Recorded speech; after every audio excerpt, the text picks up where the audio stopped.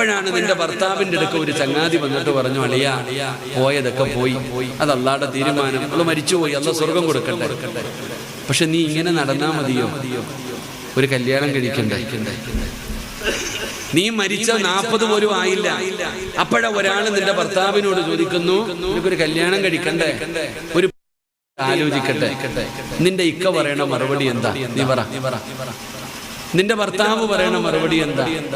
അധികം പേരും പറയുന്ന മറുപടി 40 കഴിയട്ടെ അളിയാ, ഇല്ലെങ്കിൽ നാട്ടുകാരെന്തെങ്കിലും പറയും. 40 കഴിയട്ടെ, അതിനു മുമ്പ് കിട്ടിയ നാട്ടുകാരെന്തെങ്കിലും പറഞ്ഞാലോ, ഒരു 40 ദിവസം ക്ഷമിക്കാനാ പറയുന്നത്. അതിനുള്ള മനസ്സ് പോലും പലർക്കും ഇല്ല. അല്ലാഹു ഈമാൻ നൽകുമാറാകട്ടെ.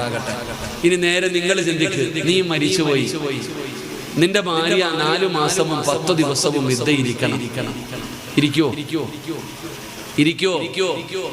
അതൊക്കെ പണ്ടായിരുന്നടാ. ഇപ്പൊ ഇത്